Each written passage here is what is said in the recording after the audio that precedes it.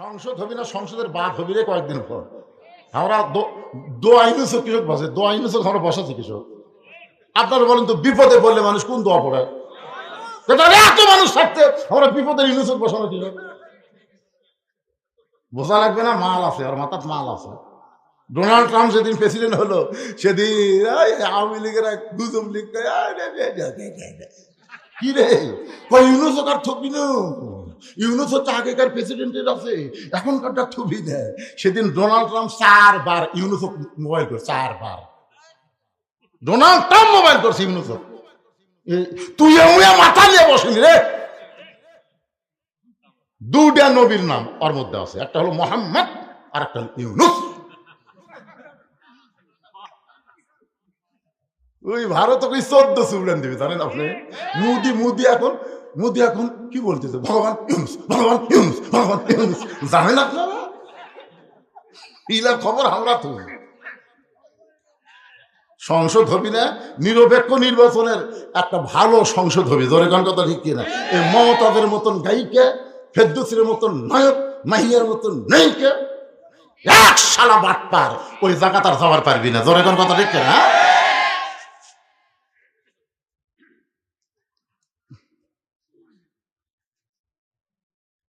আচ্ছা ঠিক আছে, ও আজ বেশিক্ষণ করা লাগবে। এরকে ভিতরে একটা সন্দেহ আছে, হুজুর তো আগেকার মতন চ্যাংড়া নাই, হ্যাঁ বুড়া হয়ে গেছে, লোকজন থাকে কি না থাকে। আরে মহিলাকে সেই ওয়াজ আছে। আমি বলতেছি আজকে একটু 12টা পর্যন্ত ওয়াজ হবে, আপনাকে সমস্যা হচ্ছে? না না একটা বন্ধু দেওয়া যাবে না, কারণ যেই তারিখের মধ্যে আমার দাওয়াত দিই সেই তারিখের মধ্যে থাকবো। এখনো 1 ঘন্টা 10 মিনিট সময় আছে। ওই পিছনে লড়ে করে ব্যাগলা ঘুটে, ব্যাগলা ঘুটে দেখি। না না ব্যাগ ব্যাগ, এই ব্যাগলা কোথায়? একবারে যাও, 2 মিনিটের মধ্যে টাকা আদায় করে তোমরা খেজুর জমা দিবে যাও। এই মসজিদ এবং মক্তবের জন্য আল্লাহর ঘর নবীর ঘর, আল্লাহর ঘর নবীর ঘর। মসজিদ আল্লাহর ঘর, মক্তব নবীর ঘর। মসজিদ এবং মক্তবকে ভালোবেসে 10 টাকা 20 টাকা 50 টাকা 100 টাকা যে যা পারবেন 2 মিনিট আপনার দান করেন। এরকে ভিতরে একটা সন্দেহ ঢুকে গেছে, হুজুর টাকা চাই কি না চাই। আমি চাইলাম এই বাগলা ঢোকে না কেন? আমি তো বলছি যে এক কথা বলার সাথে সাথে 2 যেন বলা না লাগে। ঢোকা ব্যাগলার কোথায়? ব্যাগ আছে, লোক নাই। তাহলে এই স্লিপটা দিল কে? এটা দিল কে?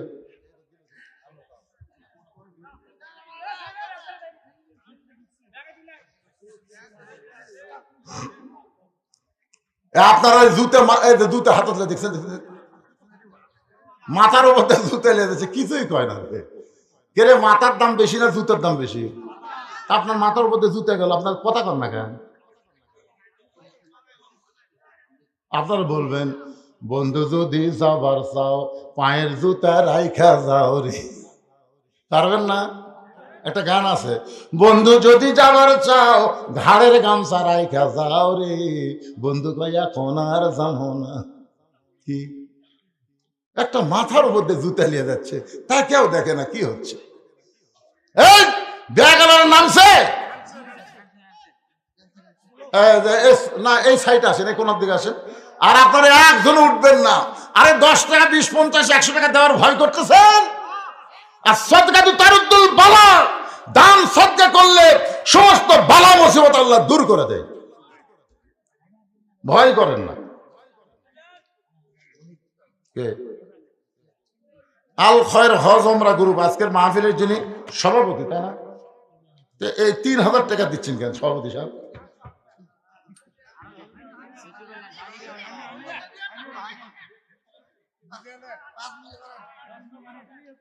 না, আল খয়ের হজ ওমরা গ্রুপের একটা অ্যাডভার্টাইজ করতেছে। আপনারা যারা হজ করতে যাবেন আমার ভাইয়ের এই গ্রুপের সাথে যাবেন ইনশাআল্লাহ। ভাই আরো কিছু বেড়ে দিবি। দেখছেন আমাদের 2025 সালে হজ প্যাকেজ মাত্র 5 লক্ষ টাকা, মাত্র 5 লাখ।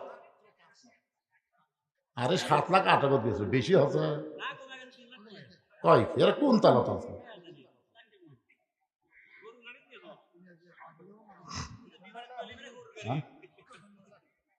কানে শোনে না, কিন্তু এই জায়গা সুন্দর পাচ্ছে পারে। কে ভাই আর নাই? হ্যাঁ 5 মিল করে 3 এটা বেচাই যাবে। একটা সভাপতির দাম বুঝতেছেন না? মাশাআল্লাহ, সম্মানিত সভাপতি সাহেব 5,000 টাকা দান করছে। আল্লাহ তার দানকে কবুল করুক, সকলে বলে আমিন। আপনাদের মধ্যে এই যে আপনাদের এই গ্রামটা হলো বামুনিয়া ফকির পাড়া ফকির না, এটা কিন্তু ভিক্ষা করা ফকির লয়।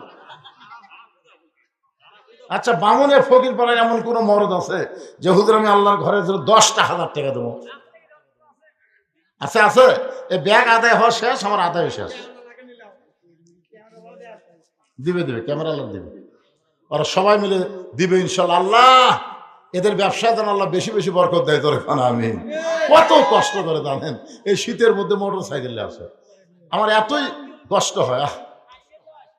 মোটর সাইকেল দেয় বাবা জানের আসে। আল্লাহ সমস্ত মিডিয়াকে আল্লাহ বরকতে পরিপূর্ণ করুক। ধরে কোন আমি সকালবেলা আপনি করবেন? আচ্ছা ঠিক আছে। মৌলানা মোহাম্মদ আবু জাফর তুফানি সাহেব সকালবেলা তুফান তুলবি। আপনি এত কষ্ট করেন না, খালি গামছা গুমছা আদায় হলে হয়ে যায়। আদায় শেষ। এই যারা পিছনে আছেন বসেন, খালি ওয়াজ হবে, ওয়াজের পরে তাবার কাছে বাদান বসেন, সবাই বসেন, ফাঁকা ফোঁকা বন্ধ করে বসেন আর জিকির করেন লা ইলাহা। ব্যাগ যান সব টেজের উপর আসে, আমরা দেখবো, তারপর ব্যাগ নিয়ে যাবে। লা ইলাহা ইল্লাল্লাহ, লা ইলাহা লা ইলাহা ইল্লাল্লাহু মুহাম্মাদুর রাসূলুল্লাহ সাল্লাল্লাহু আলাইহি ওয়াসাল্লাম।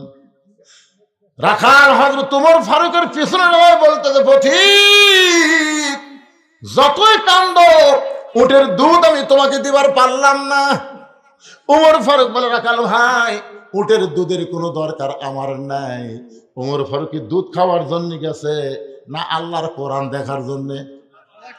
আত্তাকুল্লাহ হাক্কা তুকাতিহি, আল্লাহর ভয়টা সব সময় এটা দেখার জন্য হযরত ওমর কিন্তু ছদ্মবেশ ধারণ করেছে। রাখাল বলতে, পথিক তুমি যতই কান্দো উটের দুধ আমি দিবার পারলাম না। ওমর ফারুক বলে, রাখাল ভাই উটের দুধের কোনো দরকার নাই, বরং তোমার কাছে আমি জানতে চাই। এই কথাটা খেয়াল করে শুনবেন ভাই রে, তোমার কাছে আমি জানতে চাই, তুমি না দেখা আল্লাহকে কলিজার মধ্যে জায়গা দিয়া তুমি আল্লাহর কোরআন অনুযায়ী চলতেছ। কি বললো?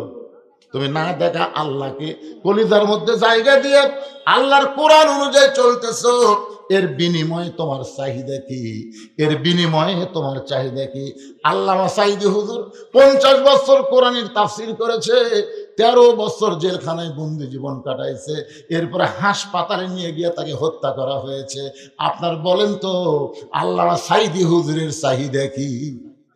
কথা কয় না। আমার কথাকে আপনার বুঝতেছেন না? সাঈদী হুজুরের চাহিদা আছে না নাই? মুফতি আমির হামজার চাহিদা আছে না নাই? মানুষ মনে করেছিল আমির হামজাকে জেলখানা তুললে ভাষা নরম হবে, কিন্তু জেলখানা থেকে বাইর হয়ে ভাষা আরো গরম হচ্ছে। ঠিক না? মামুনুল হকের ভাষা আগে ছিল, তার চাইতে গরম কম না বেশি?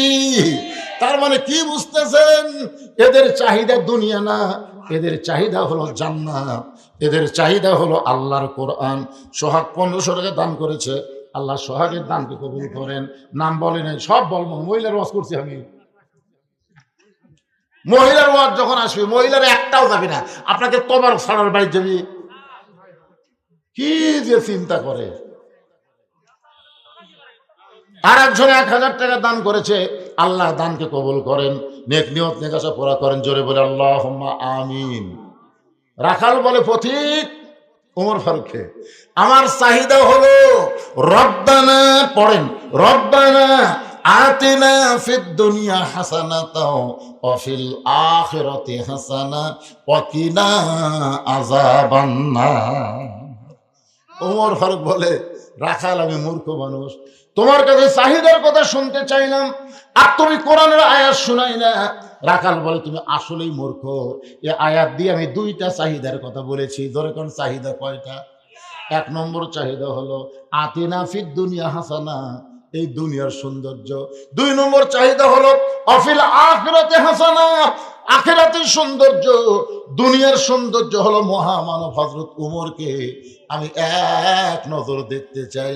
যে ওমর আল্লাহর কোরআন দিয়ে রাষ্ট্র চালানোর কারণে আমার মতন রাখাল না দেখে আল্লাহকে কলিজার মধ্যে জায়গা দিবার পারছি, সেই হযরত উমরকে যদি একটা বার দেখতে পাইতাম, একটা বার যদি দেখতে পাইতাম, তাহলে আমার দুনিয়ার জীবন ধন্য হয়ে যেত। আপনার কথাগুলো শুনছেন? রাখালের এক নম্বর চাহিদা হলো কি? মহামানব হযরত উমরকে এক নজর দেখা। কি জন্য দেখবে?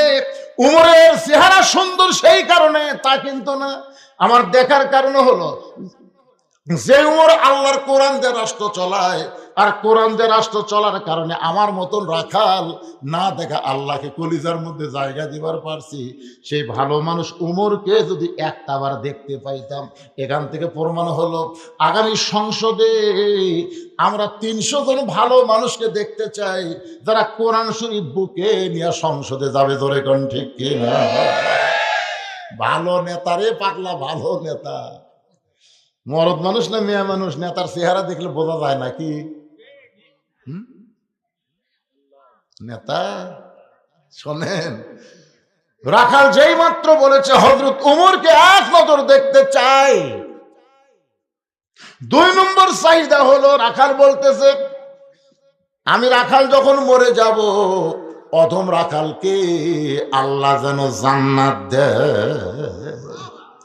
সঙ্গে সঙ্গে উমর ফারুক আল্লাহর কোরআন থেকে তেলাওয়াত করতেছেন, ইন্নাল্লাযীনা ক্বালু রাব্বুনাল্লাহু সুম্মা ইসতাকামু তাতানাজ্জালু আলাইহিমুল মালায়েকা আল্লা তাখাফু ওয়া লা তাহজানু ওয়া আবশিরু বিল জান্নাহ। ওমর ফারুক দৌড়ে গিয়ে রাখালের হাতটা খপ করে ধরছে, ধরে 3 বার চুমা খাবে, 3 বার। রাখাল কয় পাগলা নাকি, আমার ঘামা হাতে চুমা খেলা 3 বার। ওমর ফারুক বলে রাখাল তোমার 2 নম্বর চাহিদা আল্লাহ পুরা করছে, মরার সাথে সাথে আল্লাহ তোমাকে 8টা জান্নাত দিয়ে দিবে। আপনারা সুবহানাল্লাহ বলেন, কিন্তু রাখাল সুবহানাল্লাহ কয় না। ওমর ফারুক বলে রাখাল মরার সাথে সাথে আল্লাহ তোমাকে জান্নাত দিয়ে দিবে, সুবহানাল্লাহ কও। রাখাল মুসকি মুসকি হাসে। ওমর ফারুক বলে রাখাল সুবহানাল্লাহ না বলে মুসকি মুসকি হাসো কেন? রাখাল বলতেছে মরে গেলে জান্নাত পাবো, এ বাকি কথা ভালোই বলতেছো, কিন্তু হযরত উমরকে এক নজর দেখতে পাবো, এই নগদ কথা বলতে তোমার কোন জায়গাত বাজে? টাকা দিল 10, ব্যস্ত ফসা ফস। এই ওয়াজ করা খুবই সহজ। টাকা দিল 20, ব্যস্ত দিয়ে দিস। এ তুফানি তো আগামীকাল তাই করবি। টাকা দিল 40, ব্যস্ত দিয়ে দিস, খালি মিলে দিবি। মরে গেলে জান্নাত পাবো, এই কথা তুমি সহজে বলতে পারলা, কিন্তু হযরত উমরকে এক নজর দেখতে পাবো, এই নগদ কথা বলতে তোমার কোন জায়গাত বাজে? ওমর ফারুক চিন্তায় পড়ে গেলেন, যে রাখাল আমাকে তওবা পড়াছে, যে রাখাল আমাকে মুনাফিক কইছে, যে রাখাল আমাকে ভণ্ড কইছে, এখন যদি বলি আমি উমর, এখন যদি বলি আমি উমর, বলার সাথে সাথে রাখাল হাত ফেল করবে। হায় হায় রে, এক তওবা পড়াছি, মুনাফিক কইছি, ভণ্ড কইছি, আর এটাই যদি উমর হয়, একবারে হাত ফেল করবে। ওমর ফারুক চিন্তায় পড়ে গেলেন, আমি ওমর এইটা রাখালকে কেমনে বলবো? এমন সময় আল্লাহর কোরআন এসে বলতেছে, উদউ ইলা সাবিলি রাব্বিকা বিল হিকমা। ওমর চোখের পানি নিয়ে বলে রাখাল ভাই, সত্যি যদি উমরকে দেখতে চাও, তাহলে তোমাকে ফজরের নামাজ সামনে কাতারে আদায় করা লাগবে। ফজর যদি সামনে কাতারে আদায় করো, মেহরাবের ভিতরে যেই মানুষটাকে দেখবা নামাজের ইমামতি করতেছে, ওই মানুষটি হলেন হযরত ওমর। সুবহানাল্লাহ কয় না রে? কি বুঝলেন? এই কোরআন দিয়ে যখন রাষ্ট্র চলবে, তখন মসজিদের ইমাম কারা হবে? এমপি হবে আপনাদের এই এলাকার বড় মসজিদের খতিব, চেয়ারম্যান হবে উপজেলার বড় মসজিদের ইমাম, চেয়ারম্যান হবে ইউনিয়নের, চেয়ারম্যান হবে ইউনিয়নের বড় মসজিদের ইমাম, মেম্বার ওয়ার্ডের ইমাম। ওয়ার্ডের মসজিদ নাই, কিন্তু একটা শালার চেহারা তো ইমামের মতো লয়। কি তিন দল লোক সব সময় কোরআনের বিরুদ্ধচারণ করবে। তিন দল, এক দল হলো আবু জেহেলের মতো রাষ্ট্রীয় শক্তি, দুই নম্বর হলো পুঁজিপতি, যাকাত ভিত্তিক অর্থনীতি চালু যেন না করা যায়, সুদ ভিত্তিক অর্থনীতির পক্ষে যারা, তারা বিরুদ্ধচারণ করবে। আর তিন নম্বর হলো গিয়াসউদ্দিন তাহেরির মতন এই ধর্ম নিয়ে যারা ব্যবসা করা খায়। এই তিন শয়তান সবসময় কোরআনের বিজয়ের বিপক্ষে। এক নম্বর কি, আবু জেহেলের মতন রাষ্ট্রীয় শক্তি, কোরআনের আইন তারা চায় না।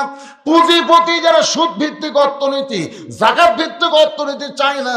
আর একটা হলো আল্লাহর ধন নবীরে দিয়া, আল্লাহ আছে গায়েব হইয়া, নবীর ধন খাজা নিয়া শুয়া আছে আজমিরে, কেউ ফিরে না খালি হাতে, খাজা রে তোর দরবারে। একজন নাউজুবিল্লাহ, আপনার নাউজুবিল্লাহ কর না কেন? আমার কথা কি আপনার বুঝতে পারতেছেন না? বসেন মাশাআল্লাহ, কারণ এইগুলোই তো জিকির। এই যে ফেরেশতারা বসে আছে কি জন্যে? এই যে মাঝে মধ্যে আপনারা হোয়া করতেছেন, দাঁতের শ্রোতা। লিল্লাহি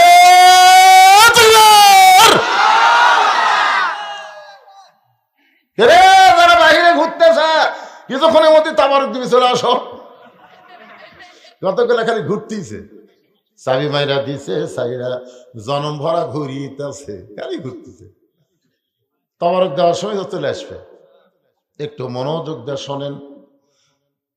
রাখাল হযরত ওমরের দিকে তাকায় আছে। ওমর ফারুক বলতেছে, সত্যি যদি ওমরকে দেখবার চাও তাহলে ফজরের নামাজ কোথায় পড়া লাগবে?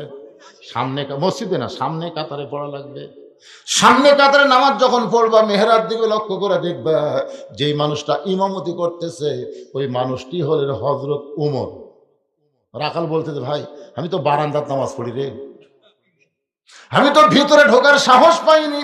ওমর ফারুক বলে, বারান্দায় পড়ে, ভিতরে ঢোকার সাহস কেন পাও না? বলে, ভিতরে নবীর দামি দামি সাহাবী, ওই দামি দামি সাহাবীর মধ্যে আমি একটা সাধারণ রাখাল কেমনে যাই?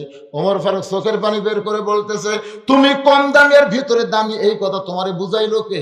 আল্লাহর আইন হলো ইন্না আকরামাকুম ইনদাল্লাহি আতকাকুম, ওই ব্যক্তি সবচাইতে দামি হয় যার কলিজার ভিতরে আত্তাকুল্লাহ হাক্কা তুকাতিহি, আল্লাহর বেশি ভয়।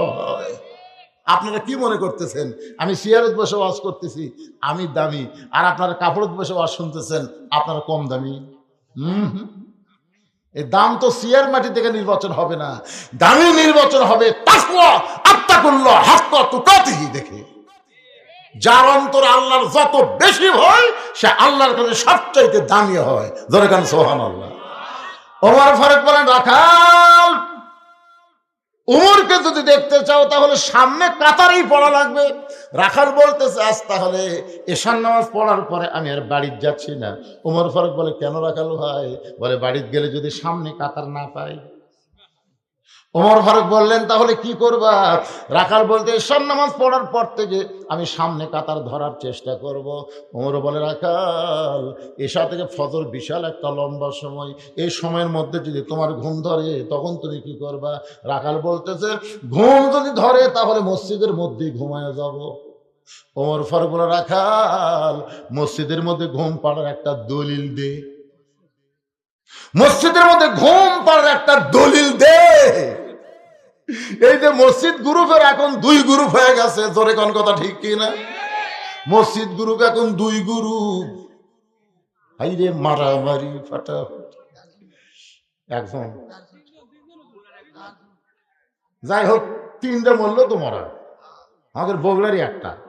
সারা জীবন শুনছি তাবলীগের লোকের মতো লরম মানুষ কেউ হয় না, অর্থাৎ খেলা হাতে চলছিল। এইবার একটা অরিজিনাল কথা বলছে, এই যে লিগের লিগে একটা মিল আছে না নাই?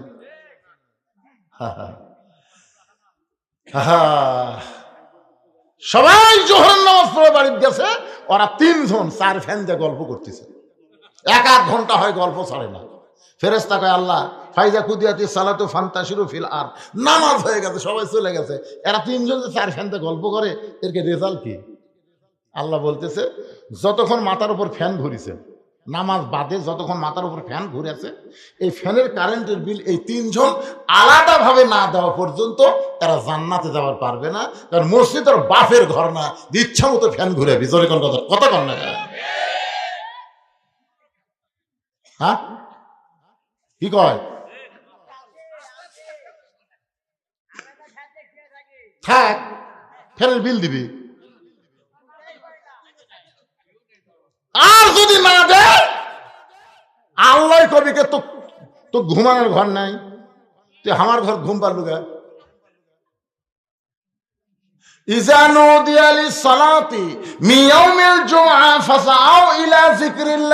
আবার বলতেছেন ফাইদা কুদিয়াতিস সালাতু ফান্তাশিরু ফিল আরদ। এটা কি আমার বাপের কথা না আল্লাহর কোরআনের কথা? ওমর ফারুক বললেন, রাখাল আজানের গুরুত্ব দিও, আজানের গুরুত্ব দিও, কারণ 5 ওয়াক্ত নামাজের ভিতরে সবচাইতে গুরুত্বপূর্ণ আজান হলো ফজরের আজান।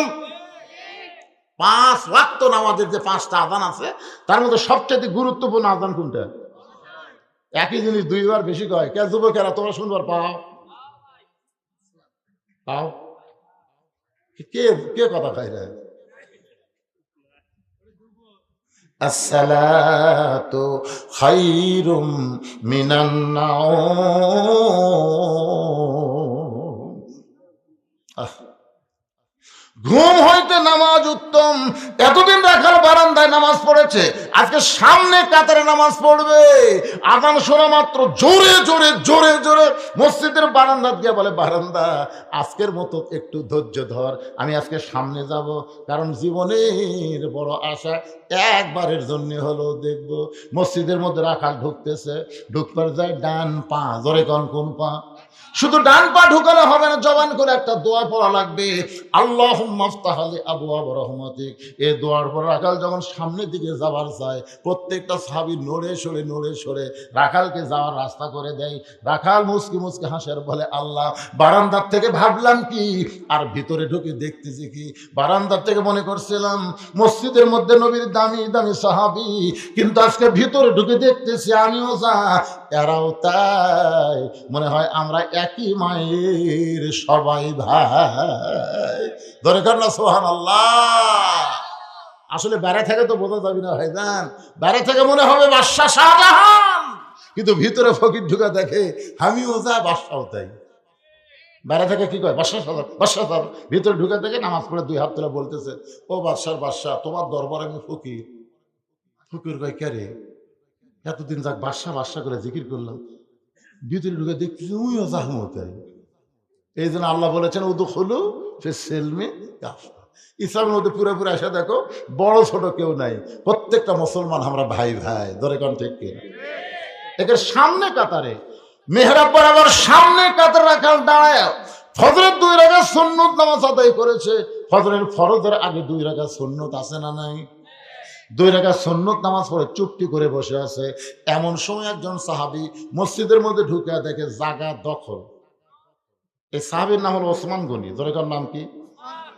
ওসমান গনি। কয়, কে রে, আমার জায়গা কে বসে আছে রে? হয়তো আপনারা চিন্তা করতেছেন, হুজুর মসজিদের কোন জায়গা তো কারো জন্য দলিল না, তাহলে ওসমান গনি কেন ভাববে যে আমার জায়গা? রাসূল বলেছেন, আমি যখন ইমামতি করব, আমি বরাবর যিনি পিছনে দাঁড়াবে তার নাম হলো আবু বকর।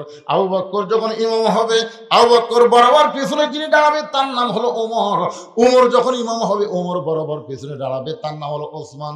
ওসমান যখন ইমাম হবে, ওসমান বরাবর পিছনে যিনি দাঁড়াবে তার নাম হলো আলী। আলী যখন ইমামতি করবে, আলী বরাবর পিছনে। নবী কারো নাম বলে না, সাহাবারা বলে ইয়া রাসূলুল্লাহ। আলী যখন ইমামতি করবে, আলী বরাবর পিছনে কে দাঁড়াবে? রাসূল বললেন, মা ইয়ান্তিকু আনিল হাওয়া ইন হুয়া ইল্লা ওয়াহয়ুহা। আমি নবী বলতে পারি না যতক্ষণ আল্লাহ না বলায়। এ আলী পর্যন্তই হলো খোলাফায়ে রাশেদিন। বুঝতে পারছেন? তাহলে হযরত ওমর যখন ইমামতি করবে, ওমর বরাবর কে? কথা কয় না কে? রাখাল। ওই যে হাদিস অনুযায়ী আপনি কি আমার কথা বুঝবার পারতেছেন না? তাহলে ওমর বরাবর যিনি দাঁড়াবে তার নাম ওসমান। কিন্তু আয়েশা দেখে জায়গা দখল। নবীর যত সাহাবী ছিল সবচেয়ে নরম কলিজার সাহাবী হলো ওসমান গনি। রাখালের পাশে ফাঁকা জায়গা দেখে ওই ফাঁকা জায়গার মধ্যে ওসমান গনি 2 রাকাত সুন্নত নামাজ আদায় করেছে। 2 রাকাত সুন্নত নামাজ আদায় করে মাত্র 3 বার রাখালের দিকে তাকাইছে। কয়বার? একবার তাকাতি রাখা মানে তাকাতি রাখাল চমকে উঠছে। 2 বার যেই মাত্র তাকাইছে রাখাল গুজরে উঠছে। 3 বার যেই মাত্র তাকাইছে রাখাল চিল্লা বলে, এই মিয়া বারবার আমার দিকে তাকাও কেন মিয়া? ওসমান গনি কাঁপতে কাঁপতে খাড়া হয়ে গেছে, কারণ নবীর নরম সাহাবী। ওসমান গনি বলে, ভাই কোনোদিনও আপনার সামনে কাতারে দেখি নাই, আজকে দেখেছি বলে তো 3 বার তাকাছি, এত গরম। তোমার পরিচয় কি? বলে, আমার পরিচয় আমি রাখাল। সঙ্গে সঙ্গে ওসমান গনি মুচকি মুচকি হাসে। মুচকি মুচকি হাসার কারণ হলো রাখালের ভাষা নরম হলে চলবে না, রাখালের ভাষা গরম হওয়া লাগবে। আল্লাহ রাসূল বলেছেন প্রত্যেকটা অভিভাবককে আল্লাহ রাখালের দায়িত্ব দিয়ে দুনিয়াতে প্রেরণ করছে। এখন হয়তো বলবেন, হুজুর আমাদের তো গরু ছাগল নাই, আমরা কার রাখালি করব? আপনি চোখ বন্ধ করে দেখেন, আছে। আপনার একটা 42 বছরের গাভী আছে, আপনার গাভীর বয়স হলো 42 বছর। কথা কয় না? গাভীর বয়স কত? 42 বছরের গাভী। এই গাভী মানে আপনার বউ। জোরে কারণ গাভী মানে কি? আচ্ছা ঠিক আছে, গাভী মানে কি? আপনার বউ। আচ্ছা আপনার বউ, আপনি ঈশান নামাজ মসজিদে পড়তেছেন আলহামদুলিল্লাহ, কিন্তু আপনার বউ যে ভারতের চ্যানেল দেখতেছে, কে করলো? ঠিক রে, বিয়ে করছো না? চিন্তা করে দেখেন যে আপনার বউ ভারতের স্টার জলসা দেখতেছে, আর ভারতের চ্যানেল দেখার কারণে আপনার ঘরের ভিতরে হরি হরি হরি হরি হিন্দুকে পূজার বাদ্য বাজতেছে। তোর কোন কথা ঠিক কিনা? তো তাহলে আপনি যে রাখাল হলেন, আপনার গাভী কি করবেন? আর কথা নাই। আপনার গাভী মানে আপনার বউ, সাইজের মধ্যে থাকা লাগবে না? আপনার বলেন তো, আদম আলাইহিস সালামকে আল্লাহ যে জান্নাত থেকে বাইর করে দিল, এটা কি আদমের অপরাধে না হাওয়ার? আদম আলাইহিস সালাম কিন্তু বলেছিল, আল্লাহ আমি গন্ধম গাছের কাছে যাইনি, গন্ধম ফল খাইনি, গন্ধম যে হাওয়া আমার খিলেছে জানবারও পারিনি। যখন জানবার পাচ্ছি হাত আর হাতত রাখিনি, মুখের মধ্যে ঢুকে দিয়ে রক্ত বমি করছি। আমার দোষ কোথায়? না না, ঠিকই আছে, মুরব্বীর কথাও ঠিক, কিন্তু দোষটা তার আদমের না। জানে খাসে, জানে খাসে, জানে হাওয়া খাসে। কেউ খায় না মানে হাওয়া খায়নি? তো তাহলে জানে কেউ খায়, জানে মেয়েরা খায়। তো এখন আল্লাহ যখন আদমকে বার করে দিচ্ছে, আদমকে আল্লাহ আমার তো দোষ নাই, আল্লাহ বলতেছে হাওয়া তোর কে হয়? তাই বউ হয়। তো তোর বউ গন্ধম গাছের কাছে গেল, তখন তুমি কোথায় ছিলে? হাওয়া আদমকে আমি খেয়াল করিনি। তো গন্ধম ফল পাড়া খেলো, তখন তুমি কোথায় ছিলে? আমি খেয়াল করিনি। গন্ধম যে শরবত করে তোমার খিলালো, তখন তুমি কোথায় ছিলে? আমি খেয়াল করিনি। তো বিয়ে করবো তুমি আর খেয়াল করবো আমি? তাহলে আপনার গাভী আপনার বউকে আপনার খেয়াল করার দরকার আছে না নাই? আপনার 22 বছর একটা আইডিয়া আছে। আইডিয়া মানে আপনার ছেলে কি করতেছে, কোন পোশাক পরতেছে, কোন বন্ধুর সঙ্গে মিশতেছে, রাত্রেবেলা ঘুম পাড়ে না মির্গির বেড়ার মতন থরথর করে কাঁপে, আপনার খেয়াল করার দরকার আছে না নাই? মাঝে মাঝে আপনার ছেলে মোবাইল হাতে নিয়ে কি খেয়াল কে করবে? আপনি না আমি? আপনাকেই খেয়াল করা লাগবে। আপনার একটা মেয়ে আছে, 17 বছর একটা মেয়ে আছে, সেই মেয়েটা আপনার বকনা, এই বকনাটা আপনার মেয়ে। এই মেয়েটা কেমন করবেন? আপনি বাবা হিসাবে সিদ্ধান্ত নেন। আপনার মেয়েকে পরিমণি করবেন না ফাতেমা করবেন? ফাতেমা করবেন না পরিমণি করবেন? আপনি বাবা হিসাবে সিদ্ধান্ত নেবেন। কারণ এখন আপনার মেয়েটার বিয়ে হয়নি। যতদিন মেয়েটার বিয়ে হয় নাই, ততদিন পুরাপুরি দায়িত্ব হলো বাবার। যেমন দায়িত্ব ছিল আল্লাহর নবী। নবী ঘরের মধ্যে ঢুকে দেখে মাত্র 9 বছরের ফাতেমা। ফাতেমার বয়স হলো তখন মাত্র 9 বছর। হাতের মধ্যে একটা চুড়ি দিয়ে মুচকি মুচকি হাসতেছে, মেয়েটা হাসতেছে। কিন্তু নবী ওইটা দেখার পরে আর ঘরে ঢুকলেন না। ফাতেমা চমকে গেল, সেই বাবা ঘরের মধ্যে ঢুকে আমাকে মা মা বলে আদর করে, আর সেই বাবা ঘরে ঢুকলো না। বাইর হইয়া দেখে বারান্দায় নবীর চোখ দিয়ে দর দর করে পানি পড়তেছে। ফাতেমা বলে, বাবা কি দুঃখ আপনার মনে, এমন করে আপনি কাঁদতেছেন? রাসূল বলে, ফাতেমা, যে দুনিয়াতে সাজবে মা, আল্লাহ তার আখেরাতের সাজ কমায়া দিবে। শুধু এইটুকু রাখালি করার সঙ্গে সঙ্গে ফাতেমা হাতের চুরি খায় ফেলে নবী ফাইলা দেয়। নবী দৌড়ে গিয়ে চুরি দুইটা করে জামার পকেটের মধ্যে ঢুকায়। ফাতেমা বলে, বাবা, যেই চুরি হাতে দেওয়ার কারণে আপনি ঘরের মধ্যে ঢুকলেন না, বারান্দায় কান্নাকাটি করলেন, আমি সেই চুরি ফাইলা দিলাম, আপনি কেন করে পকেটের মধ্যে ঢুকাইলেন? নবী বলে, ফাতেমা আয় আয়, তুই আমার কাছে আয়। যেই মাত্র ফাতেমা 9 বছরের মেয়ে নবীর কাছে, নবী হাতে একটা চুমা দিয়ে বললেন, ফাতেমা রে, আমি তোর নিষ্ঠুর বাবা নই, আমি তোর দুইটা চুরি যত্ন করে রাইখা দিব মা। শুধু চুরি যত্ন করব না, একদিন তোর নাকের ফুল পরায় দিব, একদিন তোর কানের দুল পরায় দিব, একদিন তোর গলাত মালা পরায় দিব।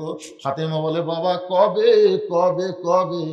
আল্লাহর নবী বললেন, ফাতেমা, যেদিন তোমার বিবাহ হবে, মেয়েরা কেবলমাত্র এক ব্যক্তির জন্য সাজতে পারে মা, সেই ব্যক্তি হলো তার স্বামী। স্বামী ছাড়া অন্য কোন পুরুষের জন্য নারীদের সাজা জায়েজ না। স্বামী ছাড়া অন্য কোন পুরুষের জন্য মেয়েরা সাজবার পারবে না। তাহলে আপনার মেয়ে এখনো বিয়ে হয়নি, এই যে হাই হিল করে কিলকিল করে গোটা পাড়া ঘুরে, আপনার রাখালি করার দরকার আছে না? কথা কর না কেন? রাখালি করার দরকার আছে না? রাখালি করবেন নিজের বিবির উপর, ছেলের উপর, মেয়ের উপর। এই দায়িত্ব আল্লাহর পক্ষ থেকে প্রত্যেকটা অভিভাবককে দেওয়া হয়েছে। ভাষা নরম করা যাবে, খাওয়ার সময় ডাকবেন, বাবু ও বাবু আসো ভাত খাই, আমার সোনার ময়না পাখি আসো ভাত খাই।